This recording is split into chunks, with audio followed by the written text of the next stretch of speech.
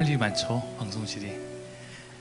네, 우리 기도하고 오늘도 금요일 하나님께 함께 말씀 가운데 나아가도록 하겠습니다.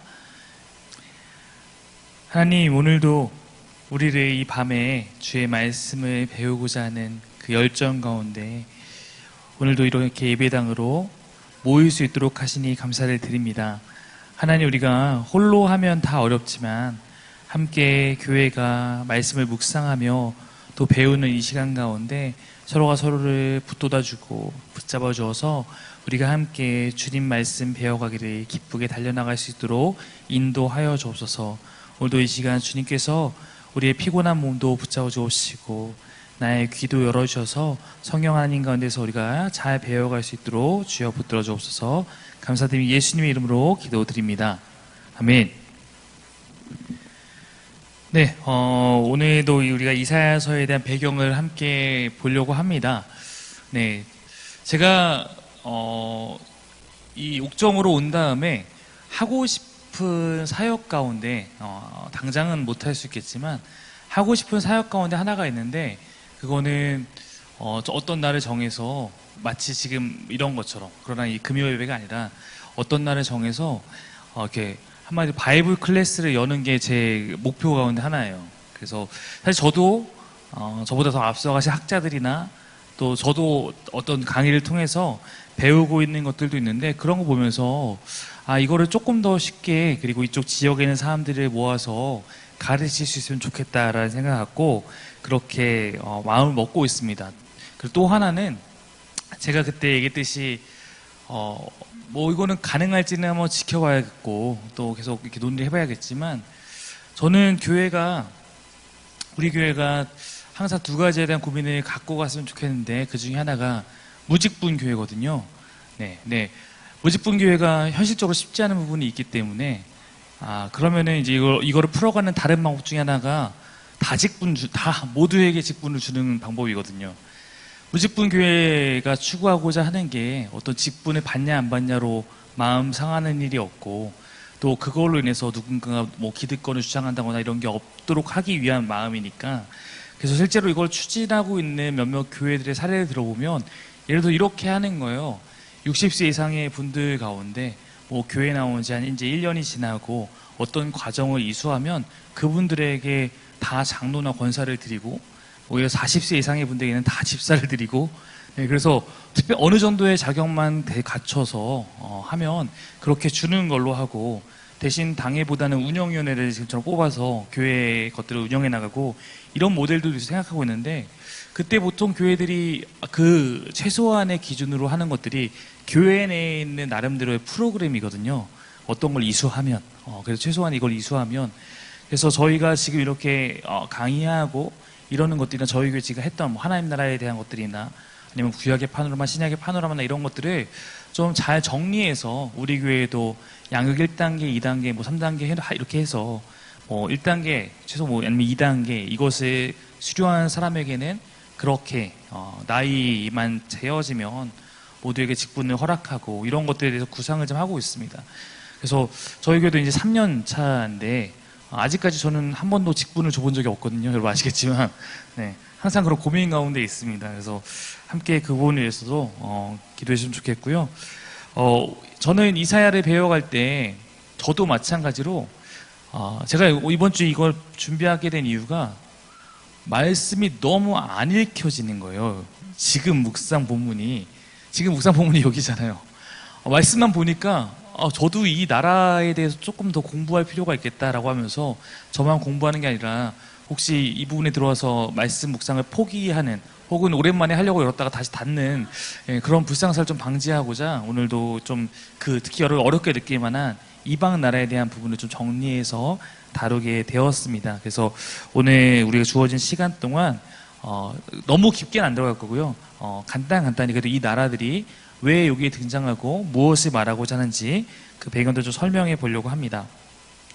이사야서가 이제 아마 앞부분은 제가 하도 많이 이제 뭐 설교 때마다 이야기를 해서 이제는 조금은 여기 계신 분들 정도는 좀 이해를 한 것 같아요. 제가 이런 걸 항상 저희 태희를 통해서 물어보거든요. 태희야, 말씀이 이해가 되니? 근데 태희가 뭐 아싸 어쩌고저쩌고 이렇게 하는 거 보니까 아, 태희가 이해됐으면 다 이해됐겠구나 생각하고 하는데, 그래서 우리가 지금 뭐 아하스 이야기, 아수르가 뭐 해서 북이스라엘과 아람이 연합하고 이제 이런 이야기 정도까지는 다 이해를 한 것 같습니다. 그럼 저희가 지금 앞부분은 지금 적어도 배경에 대한 부분은 끝낸 거예요.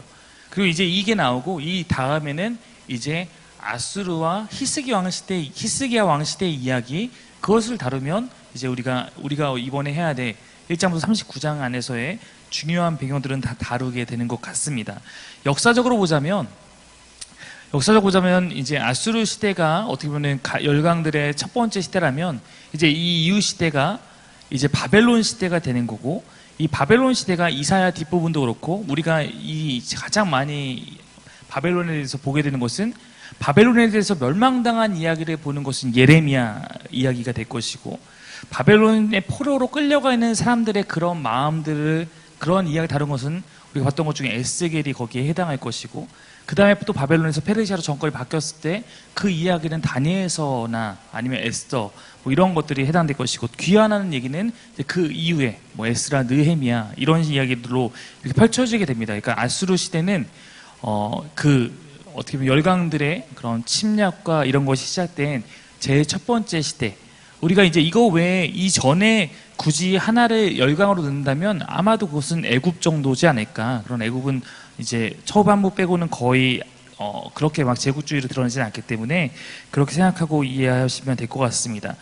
일단 여기는 하나님 나라 백성, 즉 유대인들의 남유다를 괴롭힌 이방 나라들에 대한 심판 선포가 되는 예언입니다. 근데 이거는 이사야서뿐만 아니라 여러분이 공부하고 또 말씀 읽으면 아시다시피 뭐 에스겔서에서도 마찬가지고요. 성경에 있는 예언서들에는 대부분 이방 나라에 대한 운명에 대한 이야기들도 종종 등장을 합니다. 이것을 통해서 하나님께서 단순히 유다만을 통치하시는 분이 아니한 것을 우리는 깨달을 수도 있죠. 또 반면에 유다 백성은 하나님께서 이들에게 약속한 것처럼 아브라함에게 약속하셨던 것이 창세기 12장이잖아요. 내가 너에게 지시할 땅으로 가라 라고 하면서 약속한 게 뭐냐면, 내가 너와 함께해서 너를 지켜줄게, 너를 축복하는 자에게 내가 축복하고 너를 저주하는 자에게 저주하고, 그래서 내가 네 편이 되어줄게. 그러니까 너는 복의 통로가 돼서, 복의 근원이 돼서 너를 통해서 모든 민족이 그 하나님의 복을 깨닫게 해라, 이것이 명령이었잖아요. 그래서 마치 유다를 축복하는 자는 하나님께 축복하고 저주하는 자는 저주한다는 것처럼, 그렇게 유대인들, 남유다를 괴롭히는 그런 나라들에 대해서 예언적으로 약속을 성취하는 듯이 보이고 있습니다. 그러나 우리가 그렇게 말하면 하나님은 유다 편인가? 아까 얘기했듯이 유다를 선택한 건 맞지만 유다만을 구원하시는 하나님은 결코 아니다. 그래서 돌아오라, 회개하라는 말이 여전히 이방 민족 가운데도 주어져 있고, 우리가 이 부분에 대해서 관심 있게 봐야 되는 것은, 왜냐하면 우리도 이방 민족이잖아요. 그렇죠? 우리도 구약으로 따지면 이방 민족이고, 우리가 유대인들만의 하나님이란 것을 만약에 주장한다면 그것은 반면에 또 우리도 마찬가지 이방이기 때문에 성경이 담아내고자 하는, 말하고자 하는 것을 잘 파악해 본다면 구약부터 하나님은 모든 민족에게 초점이 있다는 것을 알 수 있습니다.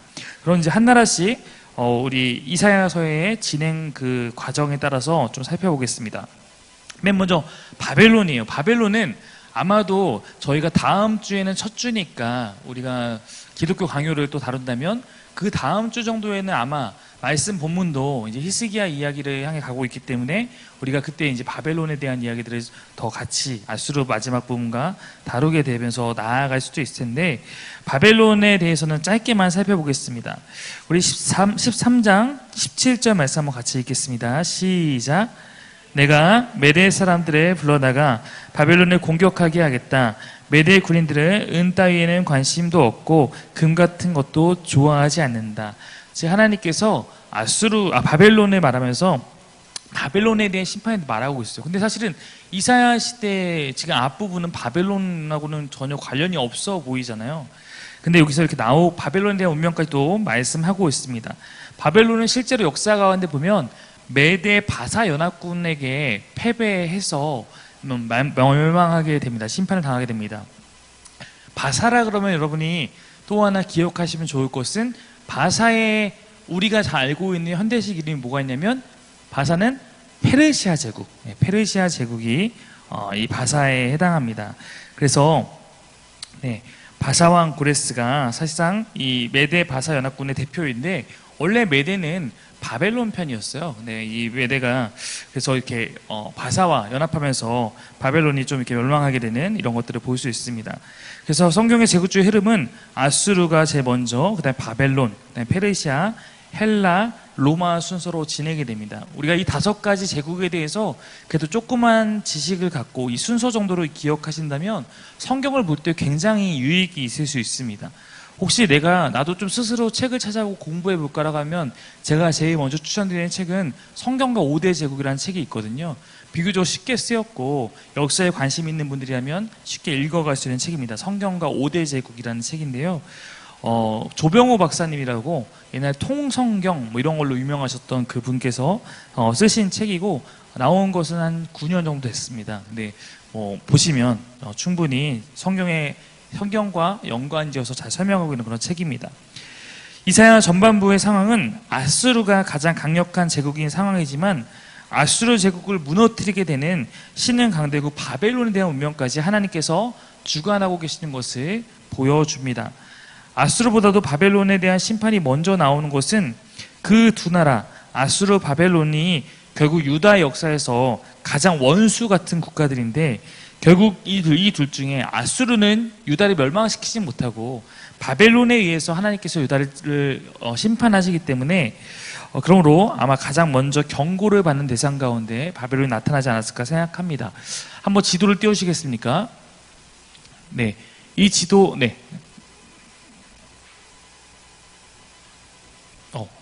지도는요, 앞에 뜰 건데요. 여러분 지도 4페이지에도 제가 넣어놨습니다. 그래서, 거기 보시면 이제 오늘 다룰 나라들 대부분 들어가 있어요. 그래서 오른쪽 보면 이제 아수르와 바벨론까지도 이렇게 되어 있고, 오른쪽에는 지도 가운데 좀 이 네모칸 정도에 되는 부분을 왼쪽 지도로 보시면 조금 더 자세하게 볼 수 있도록 그렇게 되어 있습니다. 그래서 저하고 같이 얘기 나누시면서 계속 이제 어디에 있는지 한번 봐주시면 조금 더 도움이 되지 않을까 생각합니다. 근데 제가 이제 이사야서를 읽으면서 이 부분에 대해서는 좀 여러분과 한번 나눴으면 좋겠다라고 했던 것은 이 14장 12절이에요. 14장 12절인데요. 한번 거기 말씀 한번 읽어보도록 하겠습니다. 시작. 너 아침의 아들 계명성이여 어찌 그리 하늘에서 떨어졌으며 너 열국을 엎은 자여 어찌 그리 땅에 찍혔는고. 여러분이 들어보셨는지 모르겠지만 기독교에 전해지는 이야기 가운데 사탄이 어떻게 해서 태어났을까? 사탄이 어떻게 생겨났을까? 사탄의 존재가 언제 발현되었는가? 이런 것들에 대해서 나누는 여러 가지 신학적 이야기들이 있습니다. 성경을 근거로 말하는 것도 있고 어떤 것은 성경을 좀 어긋난 성경에 나오지 않는 이야기들이 되는 것도 있을 텐데 뭐 여러 가지 개연성들을 생각해 볼 수는 있죠. 근데 이제 그 중에 좀 많이 얘기하는 것 중에 하나가 물론 이거는 우리가 언제나 그런가 아닌가 한번 좀 잘 들어봐야겠지만 가장 많이 이야기되는 것 중에 하나가 성경에 있는 것들을 좀 이렇게 종합해 볼 때 이런 얘기도 할 때가 있죠. 하나님께서 창조하신 인간 전에 창조하신 존재 가운데 천사가 있었는데 그 천사는 성경에 보면 천사장은 이름이 있거든요. 천사장이라고 해서 이름이 있는 사람이 두 천사가 있죠. 미가엘과 가브리엘이 있잖아요. 그래서 아마도 이 사탄 그리고 사탄의 부하들이 있는데 그리고 사탄은 한 명이거든 성경상. 얘도 사탄이 아니고요. 사탄이 하나 존재가 하나하고 나머지는 다 사탄의 쫄개들 이렇게 되는데 아마도 이 사탄이 천사장 중에 한 명이지 않았을까. 그래서 루시엘이었을 거다. 루시엘이었을 텐데 이 천사장이 하나님을 예배하는 역할을 맡은 천사장이었는데 그가 교만해져서 하나님께 그를 치셔서 그를 따르는 밑에 있던 천사들 즉 천사 가운데 3분의 1을 데리고 나와서 이제 그것이 지금 사탄의 무리가 된 것이다 라고 주장하는 그런 신학적 이야기들이 있습니다. 이건 썰입니다. 썰.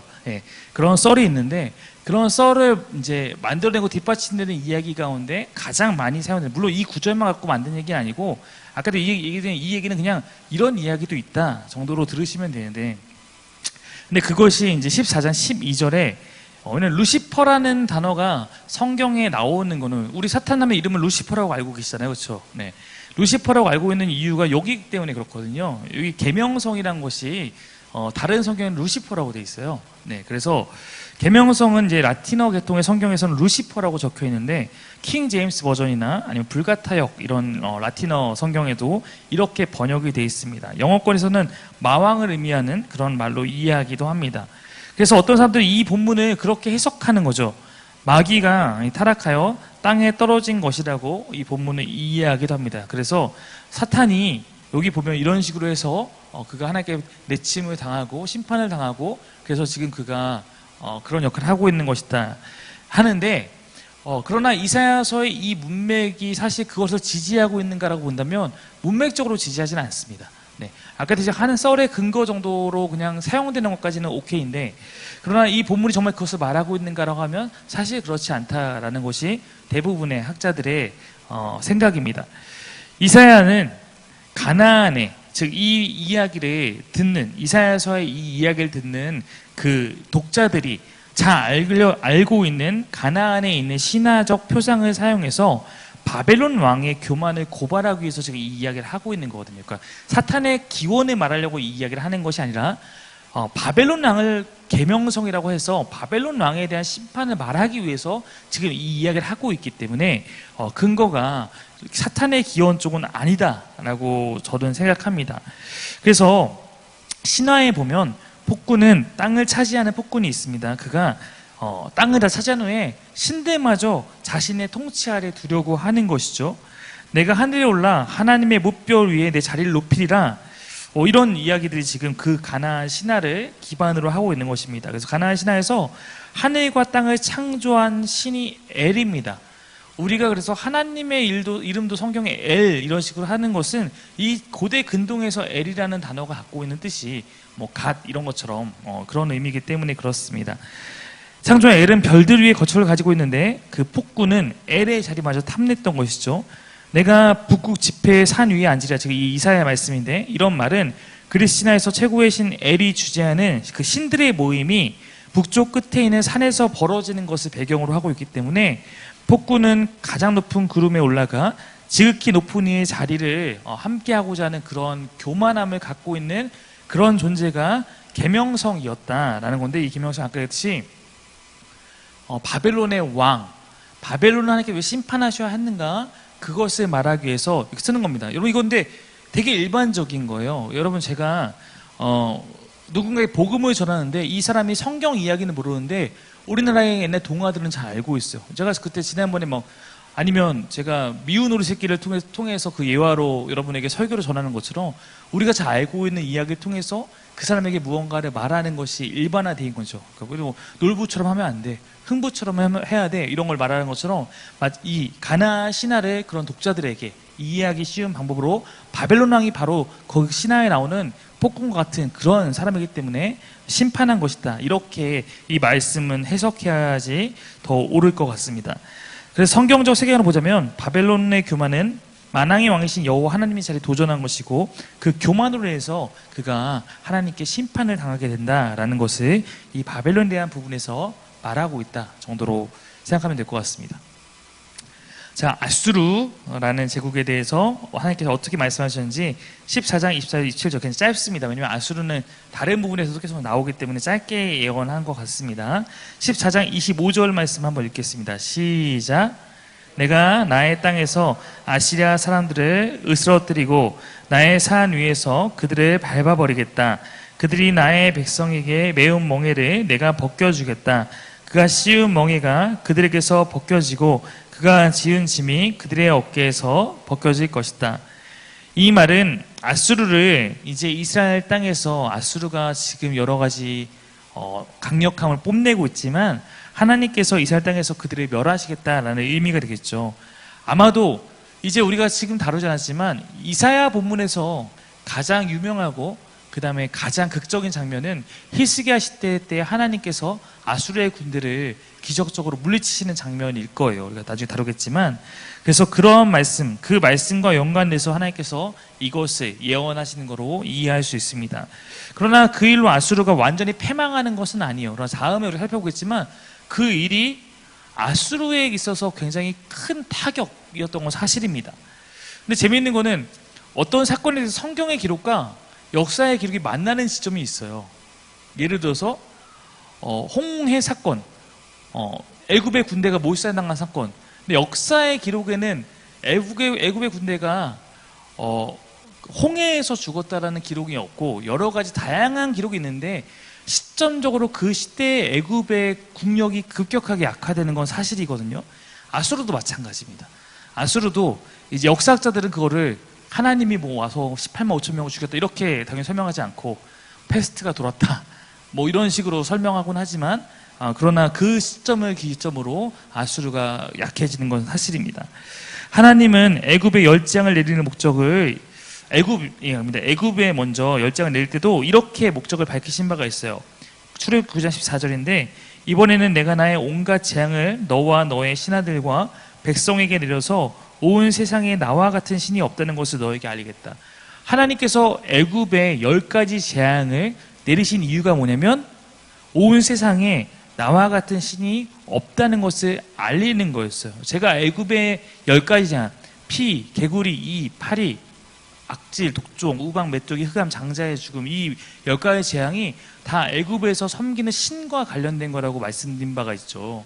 그래서 마지막 그 초태생의 죽음은 이제 바로의 아들까지 죽임으로써, 바로는 파라오 아시잖아요. 파라오는 그들에게 신이었어요. 태양의 아들이라 불렸고, 그래서 태양의 아들이라 부르니까 태양 자체를 가리기 위한 것이 흑암의 재앙이었던 거고, 그 다음에 파라오도 생명의 주관자가 아니다. 왜냐하면 그들은 미이라로 보존해서 파라오를 섬기고 우상시하려는 게 있었으니까 생명의 주관자가 하나님 와서 보여주는 그런 애굽이 섬기는 모든 것들, 나일강을 섬겼으니까 나일강을 피로 만들고, 이런 모든 것들이 애굽이 믿는 그런 신은 다 거짓이고 여호와 하나님만이 진짜 신이다라는 것을 보여주기 위한 거였습니다. 마찬가지로 예루살렘 성 함락 직전에 아수르를 치시고 구원하신 사건에 대해서도 이사야는 이렇게 말하고 있어요. 이사야 14장 26절입니다. 읽겠습니다. 시작.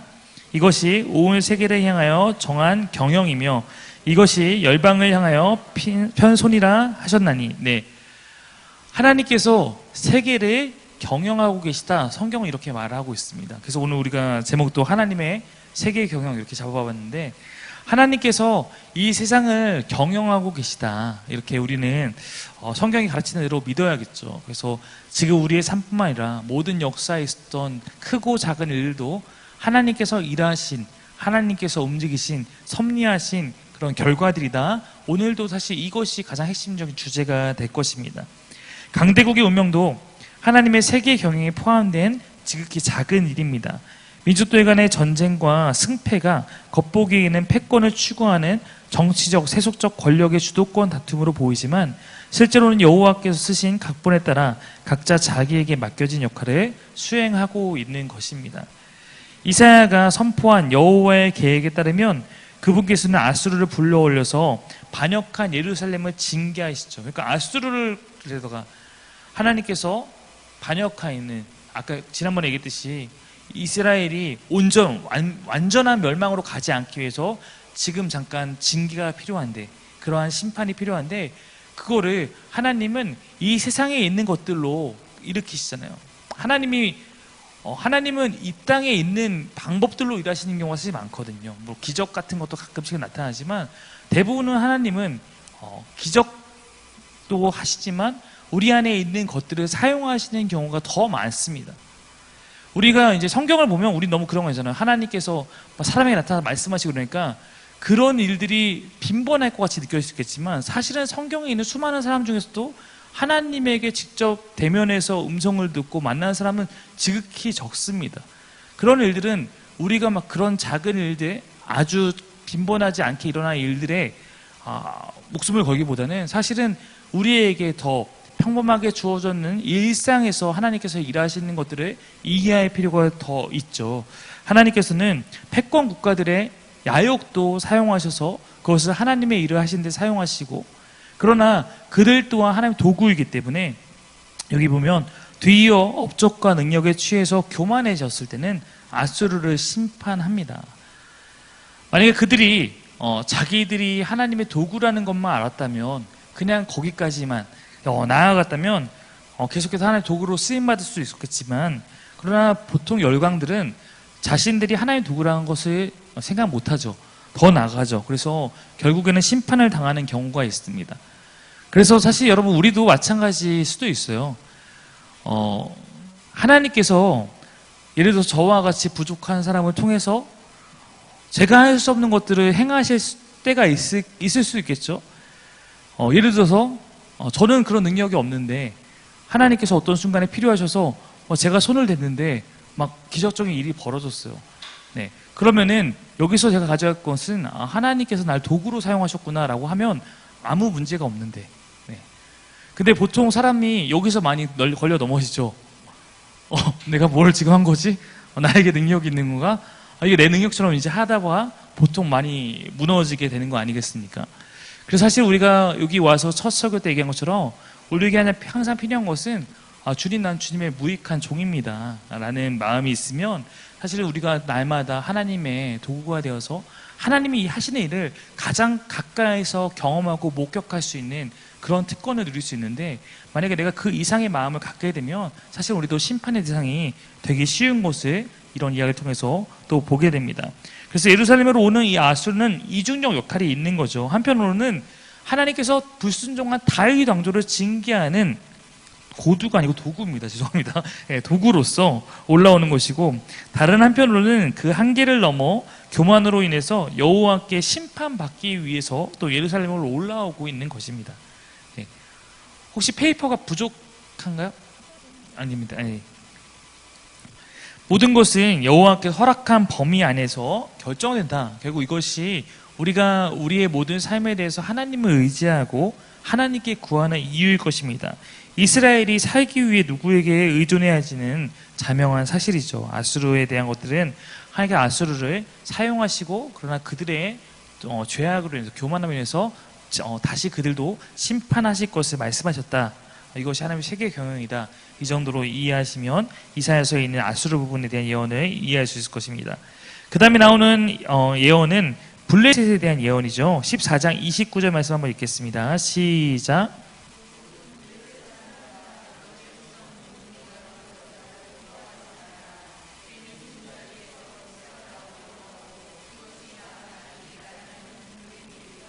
네, 블레셋. 이런 블레셋에 대해서 혹시 알고 있는 성경 이야기가 있습니까? 삼손 이야기 정도가 이제 좀 기억나시죠? 네. 블레셋은 여기 이제 보시면, 지금 남유다 이스라엘 이 지도상을 보면은 여기 옆에 블레셋이라고 있죠. 네. 네, 블레셋인데, 여러분, 블레셋이라 그러면 되게 성경적 이야기 같지만, 사실 블레셋에서 나온 단어가 우리가 지금 굉장히 빈번하게 쓰는 단어인데, 팔레스타인은 블레셋에서 나온 단어예요. 네. 블레셋이 있는 이 지역의 이름을 팔레스타인이라고 이제 그렇게 지금 팔레스타인 정확히 부르는 건 아니지만 이것이 유래돼서 팔레스타인이라고 부르게 됐고, 그래서 이 지역을 현재는 팔레스타인이라고 이렇게 통칭하게 된 것입니다. 블레셋이 이제 저 남쪽에 있는 그런 나라입니다. 이제 이 블레셋은 하나님 블레셋은 하는 얘기 무엇이냐면 지금 너를 치던 너를 괴롭히던 나라가 멸망했다고 해서 그냥 그것만으로 기뻐하고만 있지 말아라, 이런 얘기예요. 28절에서 시작하는데, 이 블레셋에 대한 예언은 아하스가 죽던 해의 일입니다. 아하스는 온갖 나쁜 짓을 다 하고, 그 다음에 죽죠. 이 아하스가 죽고 이제 히스기야 왕이 이렇게 왕위에 오르는 그때 이 블레셋에 대한 예언이 주어집니다. 근데 이때 이 아수르의 디글랏빌레셋 3세, 우리가 너무 유명한 이 왕은 블레셋을 공격해서 그 전부터 그들에게 조공을 받아왔어요. 제가 아수르가 어떻게 다른 나라를 침략하는지는 몇 번 설명한 바가 있습니다. 일단 조공 바치는 것으로 속국 삼는 거죠. 예, 받아왔습니다. 근데 아하스가 죽던 해에 이 아수르 왕도 죽죠. 그래서 그런 블레셋은 환호하는 것입니다. 드디어 이제 아수르의 디글랏빌레셋이 죽었으니까 이제 우리가 좀 살만해지겠다. 사실 이것은 블레셋만 아니라 유다도 마찬가지였죠. 그래서 이제 점점 아수르가 약해질 거라고 생각하고 아수르와 좀 거리를 두게 됐던 거였죠. 근데 아수르의 더 강원하게 지기 위해서 더욱 혹독한 억압과 파멸이 다가올 것이라고 하나님께서 말씀하시는 것입니다. 14장 31절입니다. 같이 읽겠습니다. 시작. 성문아 슬피 울어라. 성읍아 울부짖어라. 너 블레셋아 노가 없어져라. 북쪽에서부터 강한 군대가 진군하여 올 것이니 너희 군인 가운데서 그것을 피하여 벗어날 자가 없을 것이다. 북쪽이라고 하면은 일단은 더 남쪽에는 애굽 같은 나라는 아닌 거고, 북쪽 온 나라는 다름 아니라 아수르를 의미하는 것이죠. 이 경고 부분에서도 뒤에 보면 이 블레셋에 대한 예언의 마지막에는 시온 산에 계신 여호와가 너희의 피할 길이 될 것이다 말을 하고 있어요. 참 평화는 시온에 있다. 공고한 자들은 시온으로 오라. 하나님은 너의 피난처시라. 그래서 이방에 대해서 얘기를 하면서 이사야서 이렇게 반복되는 것이 시온에 대한 이야기를 하면서 시온에 있는 하나님이 너희의 구원자가 될 것이다. 이런 이야기를 계속 하고 있는 것이 특징적입니다. 그래서 블레셋은 잠깐 아수르의 어떤 그런 왕의 죽음에 대해서 환호했지만 결국 그들은 이렇게 심판당하게 되는 민족이라는 것을 하나님이 이사야서 통해서 예언하고 있습니다. 그 다음에 나오는 것은 좀 길게 모압에 대해서 이제 이사야서 예언이 나오고 있습니다. 모압을 찾아봅시다. 여러분, 모압은 남유다 오른쪽에 있는 그런 나라입니다. 북이스라엘 옆에는 암몬이 있고요. 남유다 옆에는 모압이 있습니다. 좀 여러분이 잘 알고 있는 대로 해보시면, 제가 이거 지도를 조금 지금 길게 했는데, 여러분 제가 예전에 말씀드렸는데 이 북이스라엘 남유다 합쳐서 크기가 어느 정도 되는지 기억하시나요? 우리나라 따지면 어느 정도 될까요? 강원도보다 조금 더 큽니다. 굉장히 작은 나라죠. 네. 그러니까 우리나라 강원도가 이만해요. 그러니까 이 두 개 합쳐봤자 되게 크지 않은 나라입니다. 크지 않은 나라예요. 자, 근데 이제 저 위에 이렇게 있고 여기 쭉 해서 이 옆으로 이제 모압이 있는 건데 밑에는 에돔이 있고요. 에돔은 이제 에서의 후예고 모압과 암몬인데, 여러분 모압과 암몬은 아시겠지만 원래는 이스라엘과 형제 나라라고도 볼 수 있는 혈연 관계로 맺어져 있는 그런 나라입니다. 자, 보시면 사해 동쪽에 위치한 땅이 모압입니다. 북쪽에는 암몬, 남쪽에는 에돔과 국경을 맞대고 있습니다. 사사 시대에는 모압과 암몬이 함께 이스라엘을 침략해서 지배하기도 했습니다. 그러나 다윗 시대에는 또 이스라엘이 이쪽을 침공해서 공신 국가로 다스리기도 했습니다. 후에는 아수르 제국과 바벨론 제국의 봉신으로 지내며 나라를 유지했어요. 그러니까 즉 모압은 잠깐 초기에는 약간 침공도 하고 이랬지만 속국으로 오랜 시간을 머물렀던 나라입니다. 그리고 바벨론의 느부갓네살 왕에 의해서는 결국 정복당합니다. 우리에게 모압은 롯과 룻과 관련이 있죠. 네, 롯하고도 관련이 있고 룻하고도 관련이 있는데, 룻의 고향이기도 합니다. 이들은 이스라엘 자손들과 사실 형제 나라입니다. 창세기 말씀에 보면 롯의 두 딸이 아버지로 말미암아 임신하고 큰 딸은 아들을 낳아 이름을 모압이라 하였으니 모늘라 모압의 주상이요, 작은 딸은 아들을 낳아 이름을 베맘이라 하였으니 암몬의 주상이라. 그러니까 모압과 암몬은 롯의 자손들이라고 할 수 있기 때문에 아브라함의 자손들인 이제 유다 이스라엘과 어떻게 보면 혈연 관계로 맺어 있는 그런 나라였습니다. 이사야서에는 그들의 운명에 대해서 이렇게 말하고 있어요. 너희가 밤에 들이닥친 재앙에 갑작스럽게 멸망할 것이다 말을 하고 있습니다. 15장 1절이거든요. 한번 읽겠습니다. 시작. 하룻밤에 모압 알이 망하여 황폐할 것이며 하룻밤에 모압 기르가 망하여 황폐할 것이다. 알과 기르라는 모압의 그런 도시들이 하룻밤 안에 망하게 될 것이다. 근데 뭐 역사적으로 꼭 하루라는 시간보다는 급히 갑작스럽게 망했다라는 의미로 이해하시면 될 것 같습니다. 이들은 이러한 군사적 실현도 당하게 되고 그리고 극심한 가뭄도 그들에게 찾아갈 것이다 하나님은 말씀하고 있습니다. 선지자는 어쨌든 형제의 나라여서 그런지 모르지만 그들의 아픔에 공감하면서 이 부분을 이야기를 하는 것이 특징적일 거예요. 아마 오늘 본문이 15장인가였을 것 같은데 앞에 공간 돌아오라 말하고 있지만 그들은 안타깝게도 돌아오려는 뜻이 없습니다. 이들의 죄악도 교만이라고 말합니다. 여러분 사실 성경에 가장 많이 빈번하게 나온 죄는 교만이죠. 어쩌면 이게 우리 죄의 가장 큰 형태일 수도 있어요. 성경에서 말하는 것은 아주 쉽게 말하면 네 삶의 주인이 누구인가? 너에게 왕의 자리가 하나 있는데 이 자리에 누가 앉아 있는가? 거기에 하나님이 앉아 있으면 너는 하나님의 백성이고 거기에 네가 앉아 있거나 다른 것이 앉아 있으면 너는 죄인이야. 이걸 바꿔야 돼. 결국 이 얘기를 하고 있는 건데 내가 앉아 있을 때 그것을 교만이라고 말을 하는 거죠. 하나님보다 내가 내 삶에 대해서 더 주권을 행사하는 것, 이것이 교만인데 나라들의 죄악도 대부분 다 교만과 연결되고 있습니다.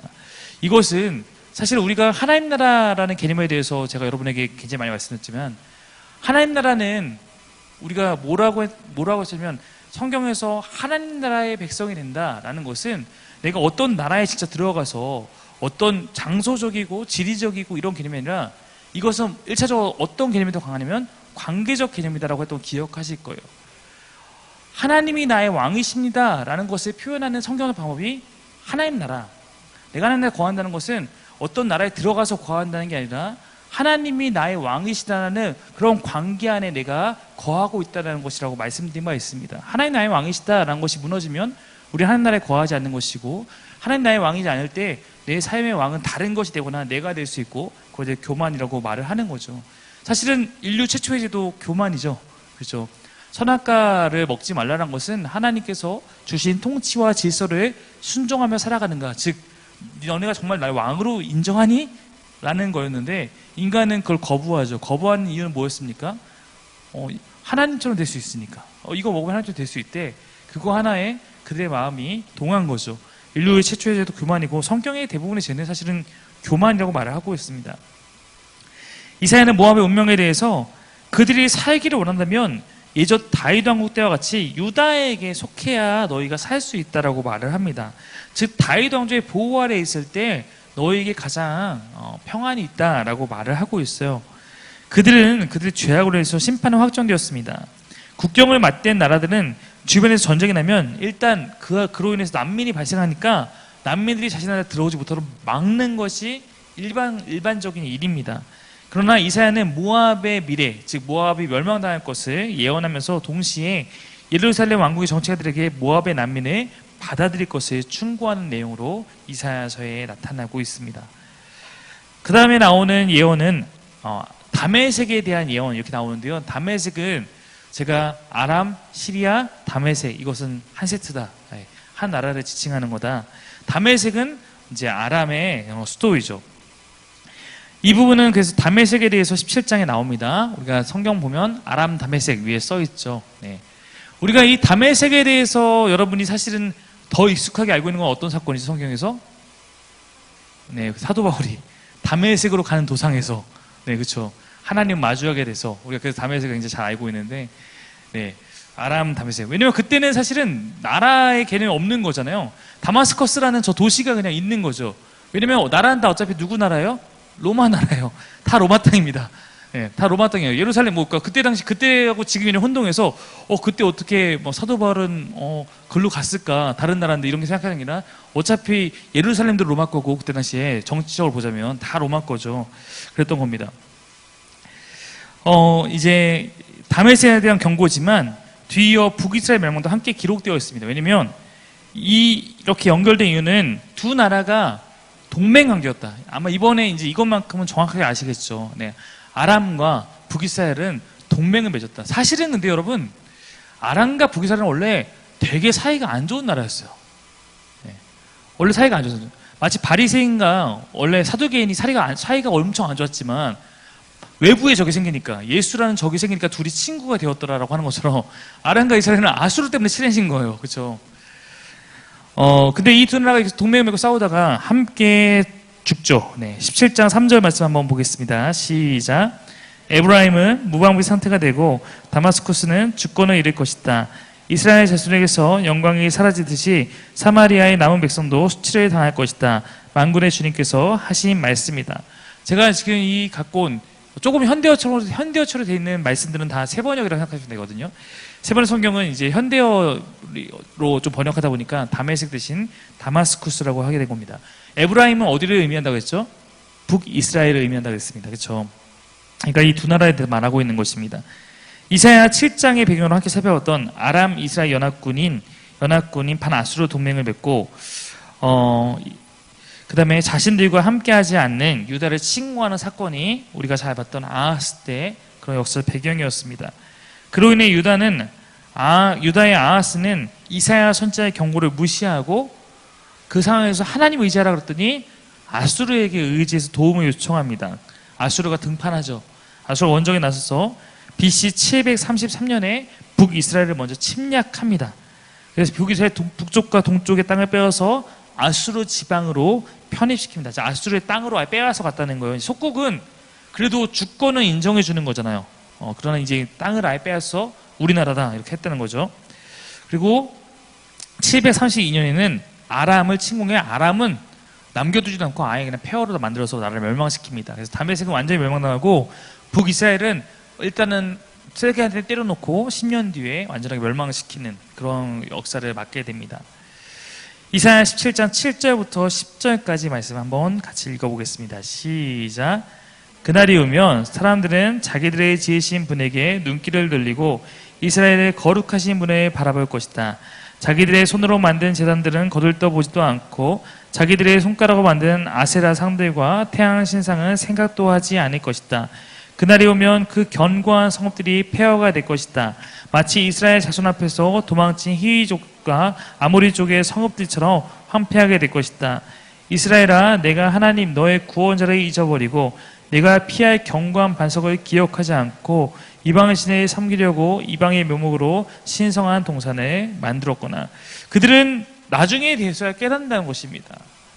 미리 깨달으면 좋았으련만 그날이 오면 이제 심하게 얻어맞고 멸망의 직전이 되면 그때서야 이스라엘 거룩하신 분을 떠올리고 그가 옳았구나 할 것이다 말을 하고 있는 것입니다.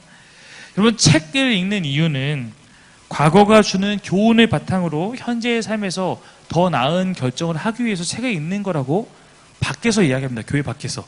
책을 읽는 이유가 그렇잖아요. 책을 읽는 이유는 책에 있는 것들을 교훈 삼아서 우리가 이렇게 다 살아볼 수 없으니까 이런 삶을 살아본 사람의 이야기, 이런 삶을 살아본 사람의 실패 이런 걸 보면서 내가 조금 더 그 실패를 줄이고 조금 더 좋은 길로 가기 위한 지혜를 얻는다라고 책을 읽는 이유를 말하는데 성경도 사실 어쩌면 똑같지 않습니까? 우리가 과거에 살았던 유다의 실패, 또 한 사람의 실패, 이방 나라의 실패, 그리고 때로는 다윗과 같은 사람의 이야기, 또 바울 같은 사람의 이야기, 그들의 하나님께 그들이 사용받고 칭찬받았던 그 모습을 보면서 내가 어떻게 살아야 될까를 결정해 가는 것이 하나님께서 우리에게 알려주시는 것이죠. 그래서 성경은 어쩌면 우리 보고 더욱 실패하지 말라고 잘못된 것들을 더 철저하게 고발하죠. 왜냐하면 그런 모습을 통해서 치부를 드러내서 때로는 우리가 동일한 실수를 하지 않고 우리가 더 하나님께 나은 모습으로 나아갈 수 있도록 하는데, 마찬가지로 우리가 아람과 북이스라엘의 모습을 보면서 우리가 뒤늦은 후회를 하기보다 하나님을 의지하는 삶에 대해서 조금 더 빨리 깨닫고 살아가기를 이사야서는 말하고 있는 것 같습니다. 18장에는 구스에 나오는데, 구스라는 것은 구스에 대해서 들어보신 것. 구스. 그렇죠. 모세 부인인데 구스 여인, 이게 나온 얘기고, 그 다음에 이제 구스라는 단어는 또 이제 사실은 신약에서 에디오피아하고 똑같은 거니까 뭐 내시에 대한 이야기 이 정도 들어봤을 텐데, 구스가 어디 있냐면요.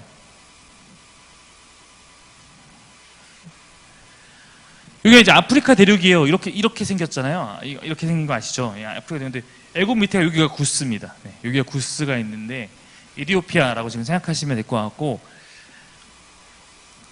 18장은 구스에 관해서, 19장은 애굽에 관해서, 20장은 구스와 애굽에 대해서 이렇게 이야기하고 있습니다. 구스는 애굽 남단에 위치한 국가고요. 당시 이 구스와 애굽은 사실상 거의 하나였어요. 사실상 거의 하나였습니다. 제가 아수르의 최종 목표는 언제나 이 지중해 연안까지 다, 지중해 연안을 다 넣는다는 것은, 아수르는 이쪽에서 왔으니까 이쪽에 온 곳을 항상 일로 와서 이제 이쪽 지중해 연안을 삼키려고 하는 거죠. 근데 지금이야 우리가 유럽이 더 잘 살고 더 선진국이지만, 원래는 사실 유럽은 로마가 제일 놀란 게 뭐냐면 동방의 문명을 보고 엄청 놀라잖아요. 이렇게 발달해 있을 수가 이러면 놀라잖아요. 그러니까 이쪽은 되게 미개한 애들이 사는 곳이고 이쪽이 이제 문명권이잖아요. 나일 문명이 있고. 그러니까 이쪽으로 이렇게 자연스럽게 와서 오다 보면 이제 애굽이라는 강대한 이 국가가 있으니까 빨리 와서 이제 얘네 다 치우고 얘네하고 이제 한판 승부를 보자. 이게 이 나라들이고 애굽은 여기서 힘 세지면 일로 올라가려고 하는 거고 일로 오는 거고 나중에 이제 헬라 이 시대가 돼야지 여기서 일로 넘어오는 거죠. 그래서 여기가 이제 길목이 되는 건데 그러니까 아수르가 애굽 쪽으로 가서 이 지중해 연안을 이쪽을 중심으로 넣으려고 하는데 사실상 이때는 애굽보다 더 강국이 구스였습니다. 근데 중동의 3대 강국이 아수르, 애굽, 구스였는데 아수르가 강력해지니까 애굽과 구스가 연합을 이제 하게 된 것입니다. 근데 사실상 구스가 주도권을 장악하고 있을 때였습니다. 19장 9절 열왕기하 19장 9절에 보면요 이렇게 나와 있어요. 그때 아시리아 왕은 구스의 디르하가 왕이 자기와 싸우려고 출전했단 말을 들었다. 그래야 그는 히스기야에게 다시 사신들을 보내어 이렇게 말하였다. 이렇게 나와 있죠. 그러니까 이 구스가 출전했다는 것에 대해서 아수르도 반응하게 될 만큼 구스는 나름대로 이쪽에서 강력한 국가였습니다. 이사야 18장 20장의 말씀은 표면적으로 구스에 대한 심판을 선포하지만 사실상 구스와 애굽을 의지하는 히스기야에게 주는 경고이기도 합니다. 여러분 성경이 되게 우리나라의 정서로 이해하기 쉬운 부분들이 몇 가지 있는데 일단 남유다 북이스라엘 같은 경우도 유일한 분단 국가인 우리로서 잘 이해할 수 있는 환경 가운데 하나였고 또 하나가 제가 늘 얘기하지만 그쵸 우리나라가 명나라 청나라 시대에 어디에 붙을까 뭐 이런 거를 고민했던 그 영화가 뭐였죠? 그걸 갖고 했던 영화? 네. 네. 있었는데 네, 이병헌 나오고 네? 그거 막 둘이 설전하는 거 김윤석이랑 이병헌이 나와갖고 남한산성이었나? 네. 남한산성 맞죠? 남한산성. 네. 모르겠습니다. 네. 아무튼 그걸 네. 제가 그건 것 같은데 잠깐만 그건 것 같은데 그 영화를 보면서 저는 굉장히 성경을 이해하는 데 도움이 됐어요. 왜 이 두 집단이 이렇게 서로 싸우고 있는지 서로의 입장에서 그러니까 서로가 다 입장이 있는 거죠. 네. 이쪽은 이제 기존에 우리가 섬겼던 사대했던 명나라를 따라지 왜 오랑캐 같은 청나라에 붙으려고 하냐는데 이병헌이 그거 나왔고 그러는 거잖아. 아니다. 지금 이미 청나라에 붙어야지 우리가 할 수 있다. 둘이 이제 논리를 갖고 하는데 이제 노인 집단은 이제 우리가 그래도 기존에 있던 근데 신진 세력은 아니다. 이미 지금 세상을 보면 이미 지금 넘어갔다. 근데 성경에도 거의 이제 그런 이야기 많이 나오는데 맨 처음에는 애국과 아수르가 그런 관계죠. 애국과 아수르 어디에 붙을 거냐 이제 이런 문제가 하는 거고 나중에는 애국과 바벨론 그렇죠. 이런 문제로 한데 원래 역사적으로 항상 제가 얘기했지만 유다는 항상 애국과 잘 지내기 이게 항상 이랬으니까 아까 그 상황은 애굽이 명나라 같이 이런 개념으로 항상 있었던 거죠. 근데 이제 신진 세력 등장하니까 유다가 항상 갈등하는데 아하스는 신진 세력 쪽으로 붙으려고 했던 거고 히스기야는 다시 애굽으로 붙습니다. 이런 상황이 됐던 거죠. 그래서 이거는 사실상 아수르에 대항해서 구스와 애굽을 의지하는 히스기야에게 주고 있는 경고이기도 합니다. 유다의 히스기야가 아수르의 사내립과 싸우게 될 때 히스기야 또한 애굽과 구스의 도움을 기대하고 있었기 때문에 그런 것도 성경에서 많이 드러납니다. 이사야 36장 6절 한번 읽겠습니다. 시작. 너는 부러진 갈대 지팡이 같은 이 이집트를 의지하고 하지만 그것을 믿고 붙드는 자는 손만 찔리게 될 것이다. 이집트와 바로를 신뢰하는 자는 누구냐? 이와 같이 될 것이다. 네, 하나님께서는 이거냐 이쪽 정치 세력이 이쪽 정치 세력이냐가 아니라고 이사야서에서 계속 끊임없이 이야기하고 있는 것이죠. 하나님은 이미 구스가 아수르에게 패배하게 될 것을 결정하셨고 유다가 구스와 연합해서 아수르와 대항하려고 한다면 그것은 아하스가 저지른 죄를 다시 반복하는 것에 불과하지 않는다라는 것을 말을 하고 있는 거예요. 이사야 18장 1절 2절도 한번 읽겠습니다. 시작. 이디오피아 강 건너편 벌레들이 날개치는 소리가 나는 땅에 재앙이 닥칠 것이다. 그들이 갈대의 배를 물에 띄우고 백길로 사절단에 보낸다. 너희 민첩한 사절들아 가거라. 강물이 여러 갈래로 나뉘어 흐르는 땅으로 가거라. 거기에 사는 민족 곧 키가 매우 크고 근육이 매우 끄러운 백성 멀리서도 두려움을 주고 적을 짓밟는 강대국 백성에게로 가거라. 자, 그 땅이 지금 구스 애굽 물이 갈라져서 흐르는 뭐 이게 나일강을 의미하는 건지 아니면 저 밑에 다른 걸 의미하는 건지 모르겠지만 아무튼 그 땅을 지금 표현하고 있는 것입니다. 이게 어떤 이야기냐면요. 이게 구스도 마찬가지예요. 구스도 아수르가 워낙 강대하니까 유다하고 뭔가 힘을 합쳐서 아수르를 막아보려고 하는 거죠. 특히 지리적으로 유다는 방패막이 아닙니까? 네, 구스 애굽 입장에서는 유다가 어쩌면 한번 막아줄 수 있는 이런 거잖아요. 그러니까 이용하려고 하는 거죠. 이사야는 유다와 동맹을 맺고 사자한 구스의 살단에게 돌아갈 것을 명령하는 거예요. 아마도 이 사절단은 반아수르 동맹, 즉 아까 얘기했듯이 아수르를 대항하기 위해서 동맹을 맺자고 파견된 것으로 보입니다. 예루살렘 통치자들은 반아수르 동맹을 구축하려는 구스의 제안을 거절해야 한다는 거예요. 아하스 때도 하나님께 말씀하셨던 게 아수르 의지하지 마 였던 거고, 지금 이 상황에서도 야 애국 구스 거기에 의지하지 마, 돌려보내 말하고 있는 것입니다. 예루살렘의 운명은 시온산의 여호와께서 결정하기에 유다는 그분과의 동맹을 우선해야 한다고 말하는 것입니다. 근데 여기서 지금 18장 1절 2절 보면 알겠지만 구스에 대해서 뭐라고 말하냐면 거기 사는 민족은 키가 매우 크고 근육이 매끄러운 그런 백성이다. 멀리서도 두려움을 주고 적을 짓밟는 강대국 백성이다라고 말하는 거 봤을 때 구스가 나는 그때 거기 밑에 동네에서 한몫하고 있었다는 것을 이해할 수 있는 그런 표현들인 거죠. 이사야서가 어려워 보이지만 사실상 우리가 이제 계속 들으면서 느끼실 거예요. 말하고 있는 것은 거의 주제는 항상 동일합니다.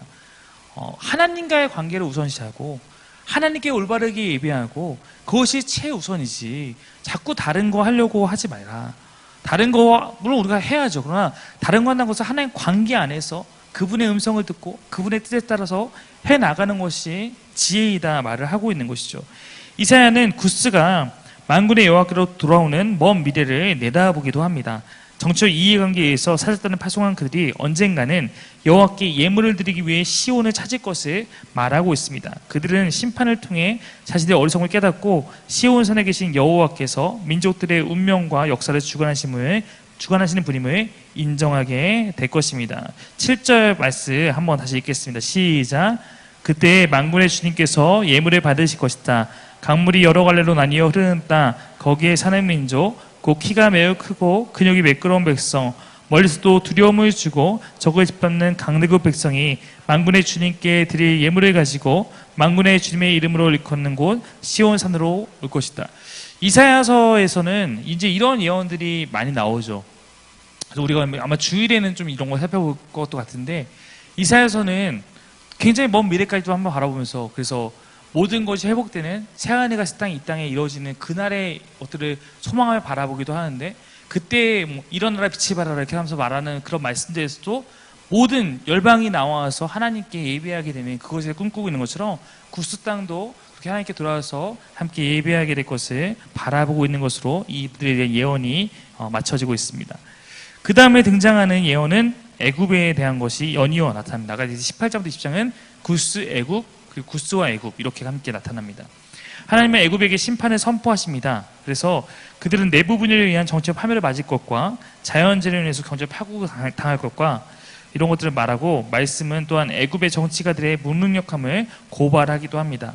19장 4절에 보면 내가 이집트를 잔인한 군주의 손에 넘길 것이니 폭군이 그들을 다스릴 것이다. 주님 곧 만군의 주님께서 하신 말씀이다 라고 말하고 있어요. 이 잔인한 군주의 손에 애굽을 넘기겠다는 것은 대부분의 학자들은 이것을 이제 여기 보면 구스 왕인 사바카라는 왕으로 그렇게 이해합니다. BC 715년에 애굽은 내부 분열로 인해서 구스 왕 사바카가 애굽 전역을 장악하게 되는 것을 의미합니다. 우리가 사실 20대 애굽은 거의 잘 몰라요. 우리 알고 있는 것은 옛날 바로가 되셨던 뭐 이 정도 얘기를 잘 아는데 애굽이 완전 분열되고 다 갈라지고 이것을 다 평정해서 다시 통일해서 왕조를 세운 것은 애굽 출신이 아니라 구스 출신의 사바카라는 사람이라는 것으로 역사적으로 그렇게 나타나 있습니다. 그러나 애굽은 아수르 왕 에사라돈에 의해서 BC 670년에 정복당해서 7년간 아수르의 속국이 되기도 합니다. 심판을 당할 것이지만 하나님의 크신 은혜가 애굽을 떠나지 않을 것임을 또한 여기서도 말하고 있습니다. 19장 22절 말씀 읽겠습니다. 시작. 주님께서 이집트를 치시겠으나 치시고 나서는 곧바로 어루만져 낫게 하실 것이므로 그들이 주님께로 돌아오고 주님께서는 그들의 간구를 들으시고 그들을 고쳐주실 것이다 말하고 있습니다. 네, 모르겠어요. 하나님께 어떤 계획을 또 애굽에 갖고 있어서 애굽은 또 빨리 이렇게 또 구출되고, 네. 나중에 보면 신약에서 또 애굽은 필요한 동네이기도 하거든요. 네, 도망가기도 해야 되고 예수님 데리고 도망가기도 하고 뭐 이렇게 하는 부분도 있으니까. 네. 하나님의 마음이 유다와 이스라엘에게만 있는 것은 아니다. 하나님은 온 세계를 다스리는 만군의 여호와이기도 합니다. 애굽과 구스가 당하는 심판에 대한 구체적 예언이 20장에 나타나 있는데요. 그의 주님께서 아모스의 아들 이사야를 시켜서 말씀하셨다. 주님께서 이사야에게 말씀하시기를 허리에 두른 베옷을 벗고 발에서 신을 벗으라고 하셨다. 그래서 이사야는 말씀대로 옷을 벗고 맨발로 다녔다. 그때 주님께 말씀하셨다. 나의 종 이사야가 3년 동안 벗은 몸과 맨발로 다니면서 이집트와 에디오피아에게 표징과 징조가 된 것처럼 아시리아 왕이 이집트에 잡은 포로와 에디오피아에서 잡은 포로를 젊은이나 늙은이 할 것 없이 모두 벗은 몸과 맨발로 끌고 갈 것이니 이집트 사람이 수치롭게도 그들의 엉덩이까지 드러난 채로 끌려갈 것이다. 그리하여 에디오피아를 의지하던 자들과 이집트를 그들의 자랑으로 여기던 자들이 두려워하고 부끄러워할 것이다. 이런 선지자에게 하나님께서 가끔 좀 이상한 거 시키시잖아요. 네. 우리가 에스겔서나 뭐 예레미야서나 다 봤지만 가끔 그들의 삶 자체가 어떠한 것을 드러내는 행위적인 그런 예언을 하기도 합니다. 뭐 대표적으로 호세아가 그런 고멜과 결혼한 것 자체도 하나님께서 그런 음탕한 백성을 품으시는 마음을 표현하기 위한 방법이기도 했고, 뭐 그 외에도 여러 가지 이사야는 아들에 대한 이야기, 마에셀라 하스바스도 마찬가지지만 대표적으로 이사야가 하나님 말씀하시는 게 3년 동안 벗은 몸과 맨발로 다니라는 거였어요. 사람들이 뭐 당연히 이사야를 미쳤다고 했겠죠. 네, 뭐 뻔한 거 아니겠습니까? 어디 가나 그의 그 벗은 몸으로 다니는 것은 네, 이야기거리가 됐을지도 모릅니다. 이사야는 나름 유명했던 그래도 왕궁 선지자였으니까. 근데 그걸 통해 보여주고 싶었던 것은 지금 유다 왕궁은 항상 뭘 의지하고 있냐면 애굽과 구스를 의지하고 있는데 그들이 지금 내 모습과 같이 이렇게 발게 벗겨져서 엉덩이를 까내밀고 드러낸 채로 끌려가게 돼 그들의 운명에 대해서 이렇게 예언하고 있는 것입니다. 그래서 이것은 애국과 구스를 향한 예언이기도 하지만 애국과 구스를 의지하고 있는 유다 왕국에 대한 그런 예언이기도 한 것입니다. 아수르의 왕 사르곤이 파견한 다르단이 아스돗을 쳐서 점령하던 해에 여호와의 말씀이 이사야에게 이렇게 주어졌는데요. 이사야의 파격적인 표적행위가 주어진 것입니다. 이것은 애국과 구스의 운명을 표현한 것입니다. 애국과 구스의 수치는 그들을 의지하려던 유다를 당황하게 만들죠. 그들에게서 보호를 구하던 예루살렘의 정치가들은 좌절감과 낭패감을 갖게 됩니다. 역사는 언제나 하나님 외에 어떤 것도 보호자가 될 수 없음을 보여주고 있습니다. 그 다음에 이제 21장부터 23장까지는 이제 여러 가지 또 지명들을 가진 그곳에 대한 예언들이 나옵니다. 일단 해변 광야에 대한 게 나오는데요.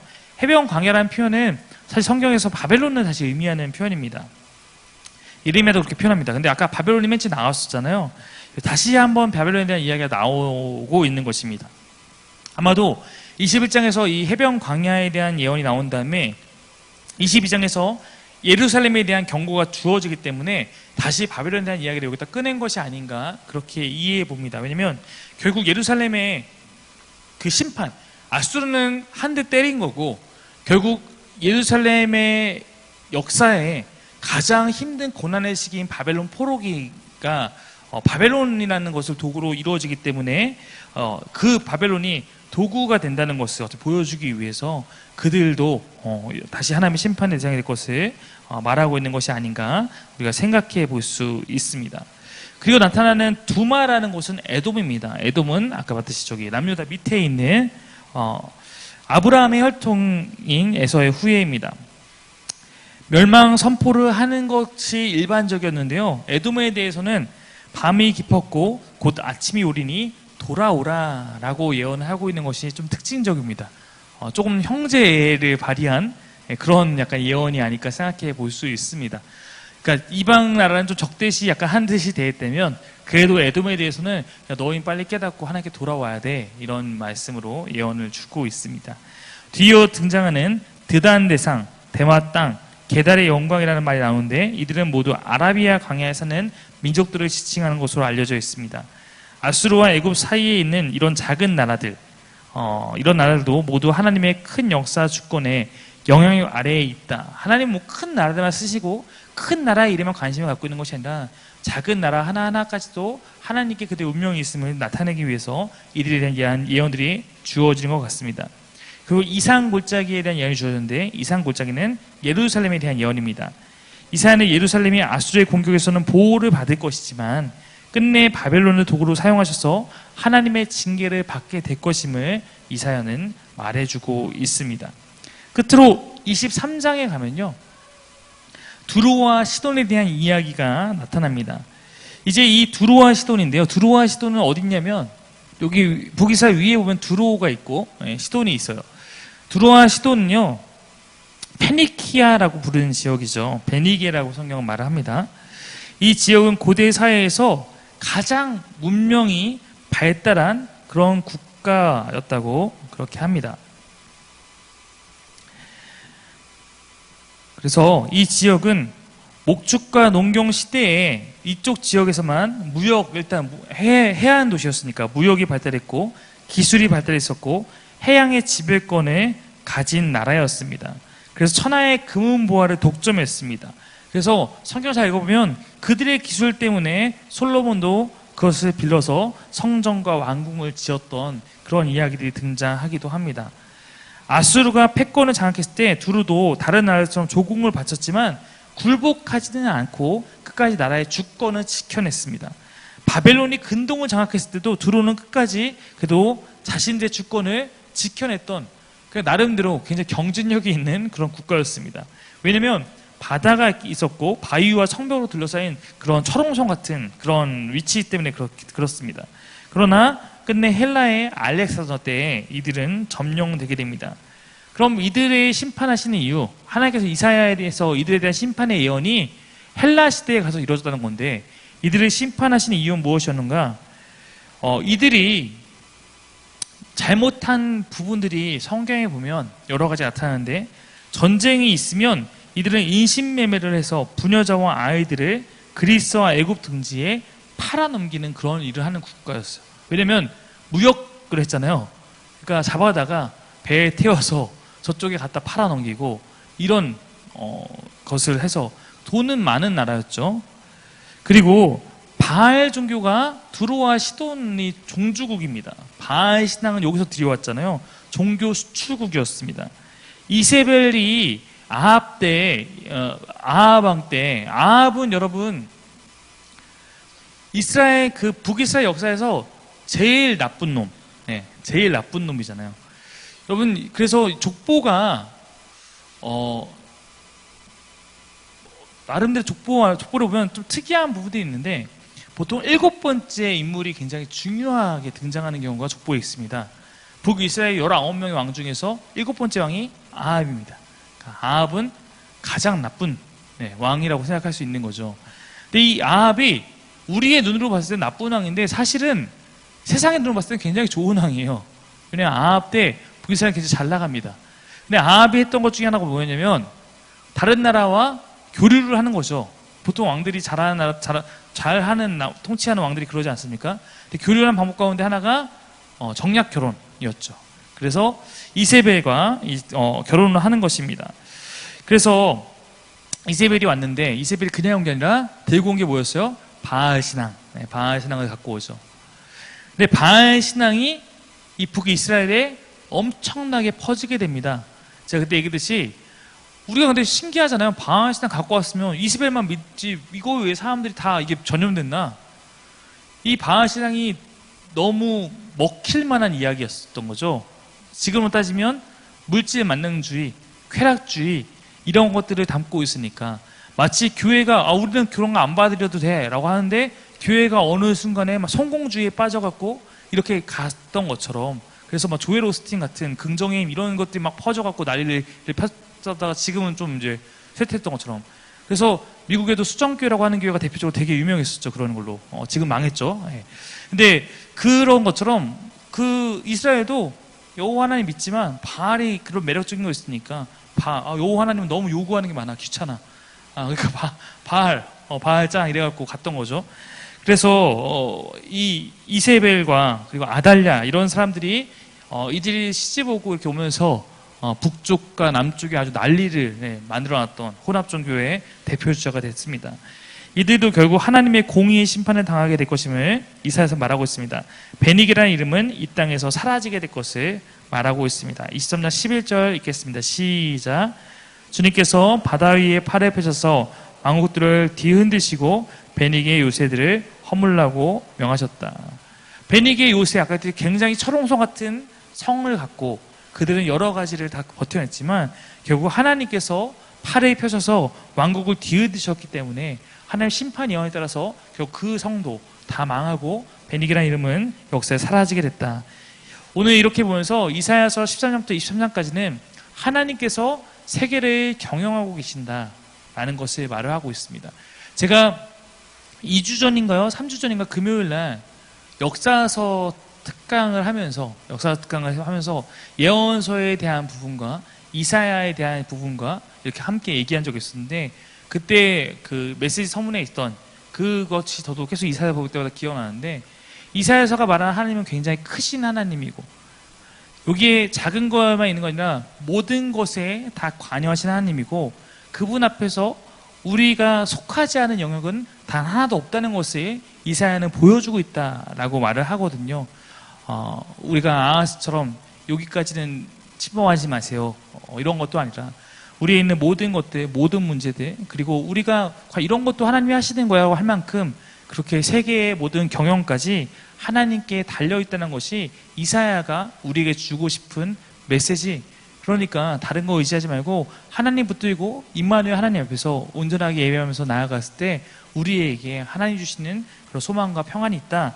이것을 말하는 것이라고 우리는 이해할 수 있습니다. 역사는 언제나 하나님 외에 어떤 것도 우리의 보호자가 될 수 없음을, 역사 가운데 어떤 것도 영원한 것은 없지만 살아계신 하나님 말씀은 영원히 우리에게까지 지금 전달되고 있음을 우리가 믿음으로 고백하면서 나아갈 수 있는 저와 여러분이 되기를 바랍니다.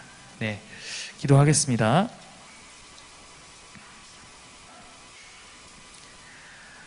하나님, 우리가 이사야서의 말씀을 묵상하면서 조금 더 이 말씀이 갖고 있는 의미를 잘 살펴보고자 우리가 역사적 배경과 지리와 이런 것들을 함께 공부하는 시간을 가졌습니다. 하나님, 말씀을 사모하고 말씀을 살고자 하는 자들에게 주님께서 계속 말씀을 우리가 들려주시고 말씀을 생각나게 하시며 내 삶의 기준이 될 수 있도록 주님이 인도해 줄 것을 믿습니다. 하나님, 우리가 기준을 잃으면 하나님 뜻대로 살아갈 수가 없습니다. 내 안에 올바르게 주님이 주신 메시지가 기억 기준이 되어서 내 삶의 순간순간마다 주님이 원하시는 선택을 하고 원하시는 삶을 행함으로 나타낼 수 있도록 주여 붙들어 주옵소서. 오늘도 한 주간의 피곤함을 무릅쓰고 이곳에 말씀을 사모하며 나온 이들 가운데 하나님 이 말씀을 잘 새겨 넣어 주옵시고 돌아가는 모든 발걸음도 함께 하여 주옵소서. 감사드리며 예수님의 이름으로 간절히 기도하옵나이다. 아멘. 네, 수고하셨습니다. 감사합니다.